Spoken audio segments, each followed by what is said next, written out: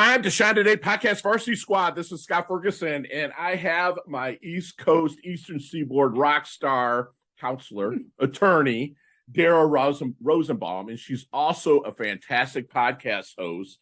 But don't go there yet because I want you to hear what she has to say. But her podcast is fantastic. She's a rock star attorney, but she doesn't just talk law. And not that she's not the best at it, but she also has a human touch to her life. I know a lot of attorneys, which I'm friends with, that they just get so involved in the work that is law. And Dara is a badass attorney, but she also has, again, the human nature touch to it. And again, like I mentioned, she is an attorney, a business advisor, business owner, and the host of the Compelling Conversations podcast, which is an all directory. So they'll all be in the show notes. So you can go check her out there as well. She has a passion for creating, helping, protecting, and growing companies. She's a litigator and a transactional lawyer who became an attorney to help people and whose love of helping business owners drew her to business and law. And one thing that I picked up on one of her social pages is she helps businesses resolve legal issues without combat, which is fantastic. I don't think I'd want to go head to head with this rock star in the courtroom, but if you can resolve it before, that's fantastic. And Dara, thank you so much for coming on. Please introduce yourself to the Time to Shine Today podcast varsity squad. But first, what's your favorite color and why? My favorite color is navy blue. Really? So not quite black, but deep, kind of a deep color, kind of like that sapphire, that deep sapphire blue. Like the color of your letters on the wall? It may have something to do with the color scheme for the logo. I love it. And navy blue is kind of like an attorney, kind of like the badass attorney, but at the same time, you're there to serve. I love it. So let's get, attorney is what I am in my parallel life. Okay. It's, I'm a business coach now, and I actually am a coach to quite a few attorneys. But that's something that if I had to do it again, I would do it. 100% I wanted to be an attorney, but I did 7 years in the military, and it just got out. I was like, I'm going to do something where I don't need a degree. It got into the real estate world and then into coaching. So can you give us the roots and kind of like the story up to now? Yeah, so the roots are a kid who really wanted to be a forensic scientist or a coroner. Realized that math and science were not my thing. So got pretty quick into debate and those kind of things. So knew I'd always go to law school. Came out of law school, went to law school at Emory University in Georgia. Ooh, really? Came out of law school and got a job at a firm that was half insurance defense cases. So hired by insurance companies to defend their insureds and personal injury, property damage type cases. And the other half of the firm was maritime cargo claims. So stolen electronics out of a cargo ship. We had some pirate cases, which were kind of interesting. Lots of like moldy and spoiled fruits and vegetables. That was not my favorite. Was there for Did you actually have to go on site and see these things ever? I went on site in like ports to see different things that had happened. I never got to actually go out on the ships, and I never met a pirate, but I did hear some crazy stories. I bet. So you wanted to be kind of like the forensic scientist or coroner, which, I mean, in that line of work, you will never run out of business, unfortunately. Correct. What made that switch though into being an attorney? Math and science was not my thing. So, my great grandmother at the time said, well, I don't know how many people want to be friends with a woman who touches dead bodies. And that really wasn't the reason that I got sort of off of that track, but I just found that, I had much more of an aptitude for writing and reading and researching and those types of things than I was going to do with the sciences and the maths. I love it. And so you worked in Georgia, or I'm sorry, where did you work after you left Emory, that company? In New York. My family's from New York. I came back to New York. Yeah. Beautiful. And then now this is like transactional law and litigation. That's kind of far away from that world now, right? What you did before. Yep. So let's get us there. So, real quick. So 9/11 happens. I lose my job because they lost some clients. Through a series of, hey, I know somebody who knows somebody. There's this guy, Scott Taylor, who's hiring. And Scott Taylor is the T in Rosenbaum and Taylor now. So he hired me 20 plus years ago, and I worked with him at a firm, or for him actually at a firm, for 10 years. We formed this firm about 11 years ago. So the Love it. litigation to the transactional really was, I spent a lot of time, sort of grew up professionally doing insurance defense. So met a lot of companies, met a lot of clients who were embroiled in lawsuits, and developed a great relationship with them, helping them, get through those issues. And they started asking questions about, well, I'm forming a new business. Can you do that for me? How did I get stuck in this thing in the first place? I thought my insurance would cover it. Right. I'm having an issue with my business partner. So organically, we started doing more of the business advising, business strategy, transactional work. We still do litigate. I still love the courtroom. I love that. I still have a taste for blood there. But I recognize that I think it helps more people if you can help people avoid it in the first place or work through it without combat.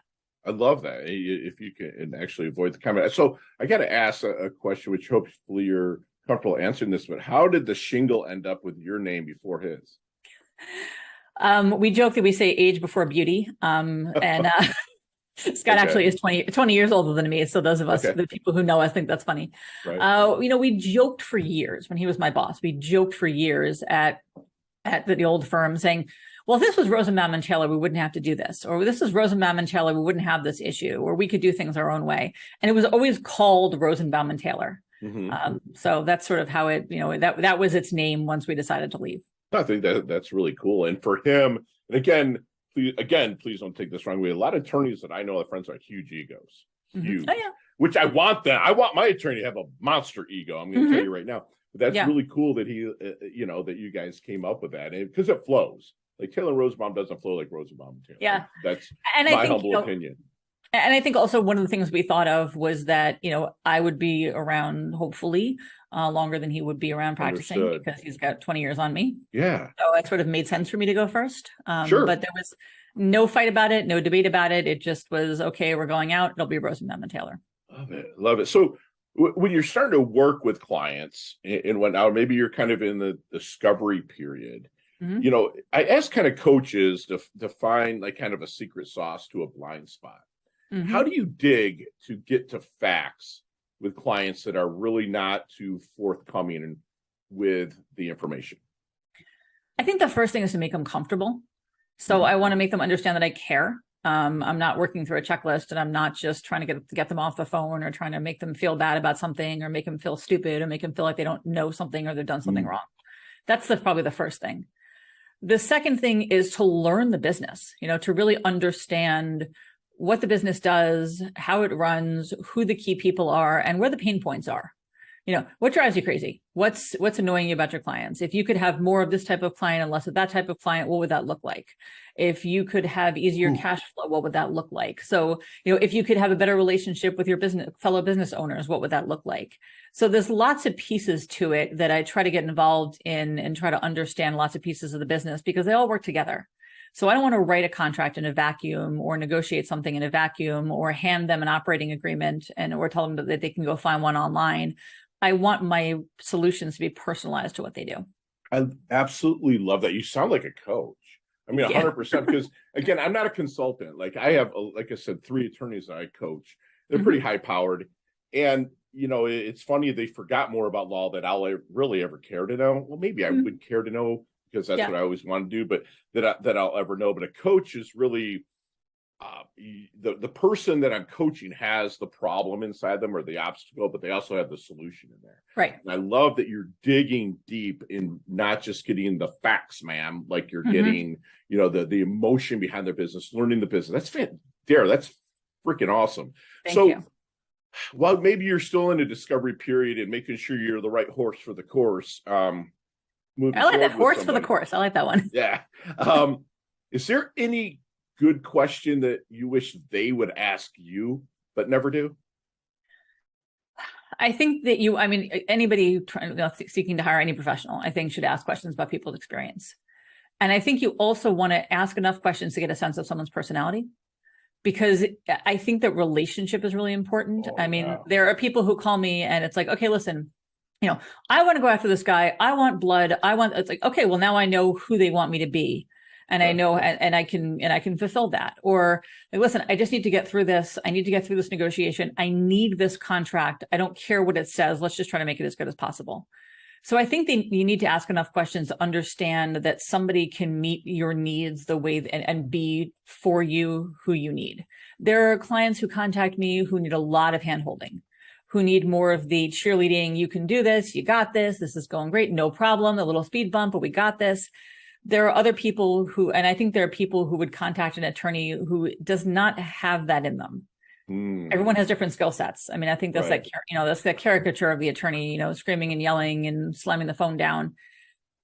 Maybe a super nurturing person, maybe a super empathetic person, Yeah. but maybe not. And I think that you want to be comfortable, you want to be able to pick up the phone. You want Right. to ask a question. You don't want to feel like I'm going to be bothering my attorney, or my attorney's going to feel like I should know this already, or I made a mistake and I don't want to share that with the attorney because the attorney is going to give me a hard time. I love that. So that's beautiful that you're like this. Like you're like a coach attorney. Like Thank you're there for them. And let me ask, so how do you, as kind of a boutique firm, I'm using that kind of loosely, but more of a boutique firm, how do you handle the competition out there that are maybe kind of headset phone jockeys with 1,000 attorneys? Like, what do you say maybe that would differentiate you from them?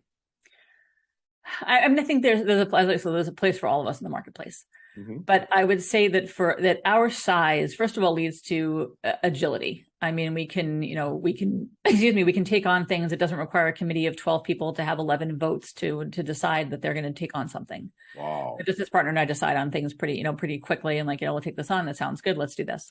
Yeah. You're also going to get me or my business partner involved in every case. So at a place where you have thousands of attorneys, you're probably going to have a lot of the work done by somebody who's junior, and nothing wrong with that. We've all been junior at some point. Sure. But I think that having a partner on the file who you can call and who knows you and knows your matter very quickly without looking through the file and, I got to call you back in 3 hours. I think that should give the clients a lot of confidence.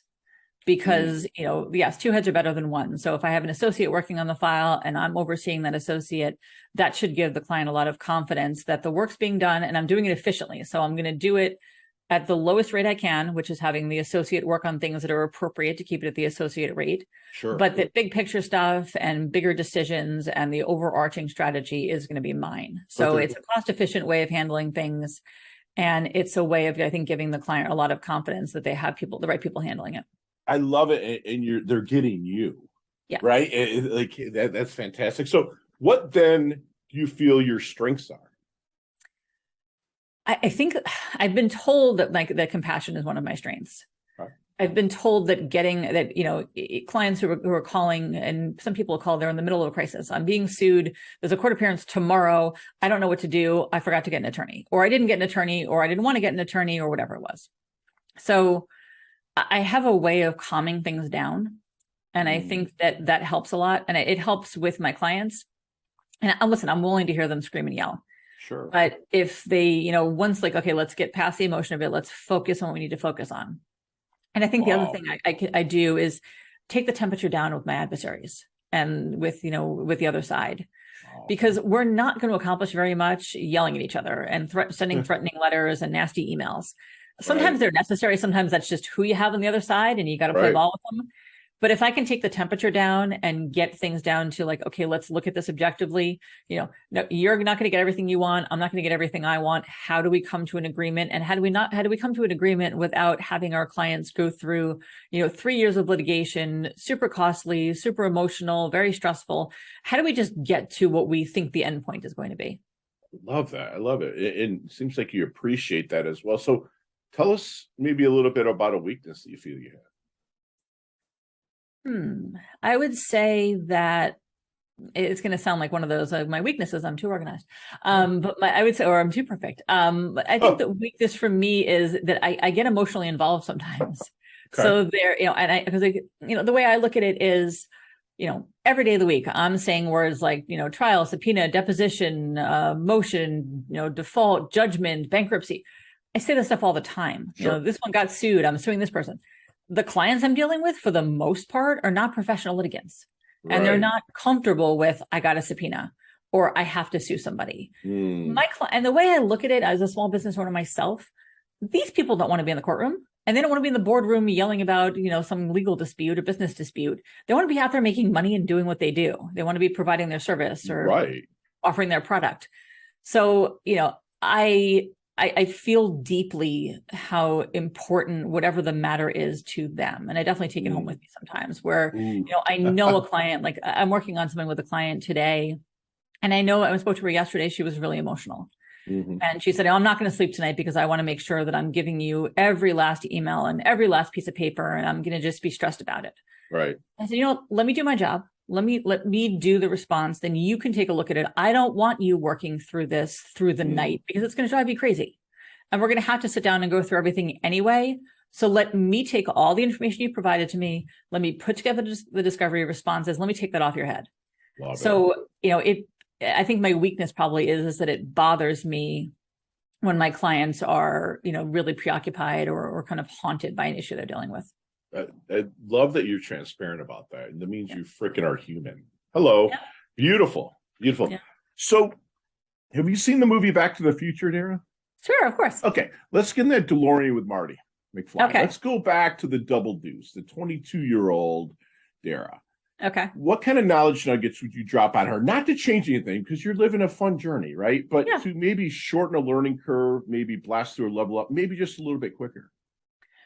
I would say that I would give her a little bit more confidence and a little bit more self-assuredness. I think, for the most part, and you probably hear this from other people, you don't learn how to be a lawyer in law school. You learn how to think like a lawyer. You learn some basics. But I went to school in Georgia. I didn't learn anything about New York law until I started studying for the bar. And I think that I didn't, for the first several years of my career, really appreciate the other skills that I was bringing to my practice that weren't just necessarily, the law and how to apply the law. And I think that's what made me different ultimately, was that I understood that, my people skills were important and that my communication skills were important and my problem solving skills were important. But in those early years, it felt very much like, I have to be a master of all the legal principles and I have to be able to, know the case law off the top of my head and make that perfect argument. And that's certainly all important stuff. But I didn't realize how much the soft skills were going to really kind of make my career for me. Well, that's fantastic. I've never heard an attorney say soft skills, but it makes all the difference. I think in it. Beautiful. So how do you want your dash remembered then? That little line between your incarnation date and your expiration date, your life date and death date. Hopefully it's way down the road. Yep. There, but how do you want your dash remembered? I would say that I certainly want to be remembered for helping people. I think, that's why it's not really, I will be honest. It's not why I became a lawyer. I became a lawyer because I like the reading and writing and I thought I wanted to argue things in court and I still love trying cases. But I came to a point where, helping people to me is just so rewarding. So personal, professional, one of the reasons I started the podcast was because I love connecting people. So I love, I always refer to it kind of as that little memory game where you turn over the card and it's like, I found a strawberry. Where's the other strawberry? Right. Yeah. I want to find the person who needs to meet the other person. And I do that a lot, but I can spend my whole day doing that because I've met a lot of people. I'm blessed to know a lot of people who I think would be great, great meets for other people. Beautiful. But I started the podcast because I figure it's a shortcut. I get somebody on the podcast and I can get their message and their story and their information out to a whole bunch of people without making all those individual referrals. So I would say I want to be remembered as, whether it's, as a mother, as a wife, as a sister, friend, daughter, as somebody who will help people. And authentic and personable. That's fantastic. So then let me ask you this. What do you think then people misunderstand the most about Dara? I was told by a very dear friend years ago that I don't make a good first impression. Really? I don't know. I think that, it takes a few minutes to get to know me. And it doesn't take a few years. It takes really just a few minutes. And I think that, a lot of people, it's not just me, a lot of people are judged by the outside. I remember walking on, when I was working for a different firm, I remember walking onto a construction site and meeting my client, and he grabbed my hand and said, I'm about to talk construction with a woman with a French manicure. And I said to him, and I said that I use this a lot. I said to him, I like being underestimated. It gives me the advantage. And I do use that. But I think that, there are not that many, comparatively, there's certainly many women trial lawyers, but comparatively, there are not as many. Right. And I think the reputation from TV and all that kind of stuff that, that that many attorneys get and many female attorneys get is, real tough as nails, nasty, difficult to talk to, super aggressive. Right. And I have all that in me. I mean, I'll take a fight and I'll end it. It's all good for me. Sure. But I don't, that's that's not the part that I want to deploy all the time. Love it. No, that at least you're transparent about that. And, it's funny because the East Coast, I'm from the Midwest and again, I'm 6'1", I'm 260, I'm pretty well put together. And like, if I meet somebody, I'm like, hey, I give them the big Fergie hug. Right. Yeah. And like, I've learned when I moved down here to the East Coast of Florida that people from the Eastern Seaboard don't like that at first. Like you said, it doesn't take years to get to know somebody. Right. Right. But then I started, I do a deep dive on pretty much anything that triggers me, or not triggers me, but that I get very interested in. I found out that up there, a lot of people, they live on top of each other. And what's so important to them is space. Yeah. So once I started meeting them and just shaking a hand and just doing business or, meeting them at parties or whatever, it was just that. Then next thing you're like, Fergie, and they're hugging me. So it was like, at first I was like, man, they're so freaking mean. Why don't they like me? But they're not. And so I'm glad that I was humble enough in my own little way to do that deep dive on it. So what is Dara's definition of a life well lived? I think I'm gonna go with freedom as a word. I like, I think that a life well lived, looking back, would be, I was able to do what I wanted the way I wanted to do it, and just kind of live my life as happily as possible. I mean, Frank Sinatra, love it. That's love right. it my way. Love it. That's it, do my way. Beautiful. And squad, we are going to take my good friend Dara through our leveling up lightning round just as soon as we get back from thanking our sponsors and affiliates. Time to shine today, podcast Varsity Squad. This is Scott Ferguson. We are back with my good friend, rock star, humble yet killer, Dara Rosenbaum. And Dara, you and I'm feeling we might meet one day and we sit down and maybe break some bread, have a bev, and we could probably talk 15, 20 minutes on each one of these questions. But within our leveling up lightning round, you have 5 seconds with no explanations. You ready to go? Let's level up. Okay. Dara, what's the best leveling up advice you've ever received? Be yourself. Love it. Share one of your personal habits that contributes to your success. Self-care. Beautiful. You see me walking down the street and you're like, yeah, Fergie looks like he's a little bit in his doldrums. What book might you hand me? That's a good question. I will look back at my I look at my back of my bookshelf. I'm going to go with The Road to Success. Beautiful. Beautiful. What's your most commonly used emoji when you text? Smiley face. Beautiful. Nicknames growing up? None. My parents intentionally gave me a short name that they didn't think could be nicknamed easily. Love it. Chess, checkers, or Monopoly? Monopoly. Beautiful. Favorite portrayal of any attorney on the big screen or small screen? I like The Good Wife. Okay, very cool. Yeah. Go-to ice cream flavor? Rocky Road. Nice. All right. There's a sandwich called the Dara Rosie. Build that sandwich for me. Gluten-free bread, because I'm a celiac. And I would probably go with, grilled chicken, lettuce, tomato. Kind of simple. Beautiful. Straightforward. Beautiful. Favorite charity and or organization like to give your time or money to? I will tell you that very timely, National Ovarian Cancer Coalition. Thank you. Thank you for saying that. And last question, you can elaborate on this one a little bit, but what's the best decade of music? 60s, 70s, 80s, or 90s?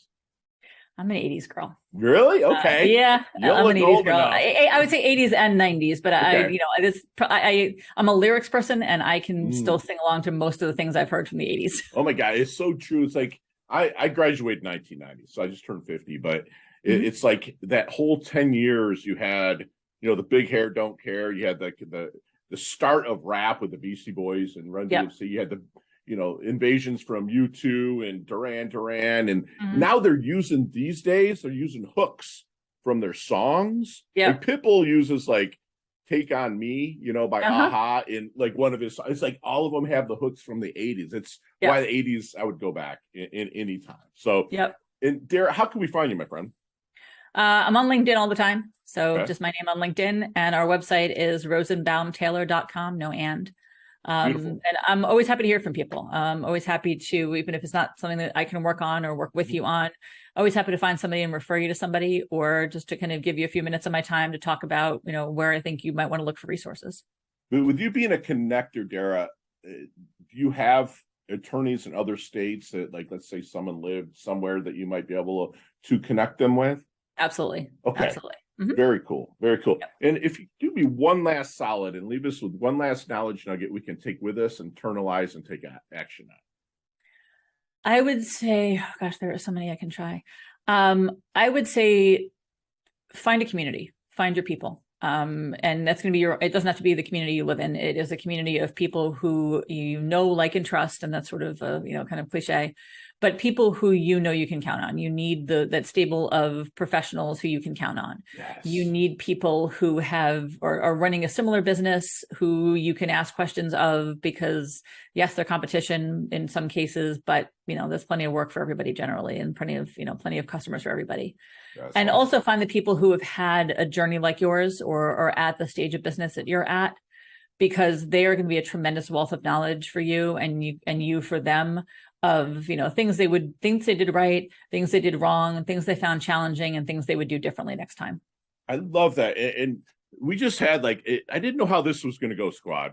But it was kind of a free masterclass on how to live life good, but still be driven. I love that she just mentioned kind of what we call our plus equals minus, where every day, my clients and people that I coach, they have to find someone that's where they want to be and learn from them, find someone equal to them and trade with them, and find someone not minus to them, but that they want to get to where you're at and help them. And I know that my good friend Dara does that. She wanted to be a forensic scientist in a corner, but math and science weren't her thing. So she parlayed into being an attorney, which she's a rock star at. She's big on making the client comfortable. She doesn't have a checklist. She really listens and understands their business pain points. And she asks, what would it look like if this pain was resolved? And I love it that she doesn't go into every, we'll call it a transaction, being combative. It's got to get there. She can knuckle up, but she would rather do it without that. She wants you to, when you're starting to work with an attorney, to ask about their experience, their lineage, see if the personalities match, make sure they're the right horse for the course, make sure they're going to meet your needs and be who you need, the client needs, make sure that they are.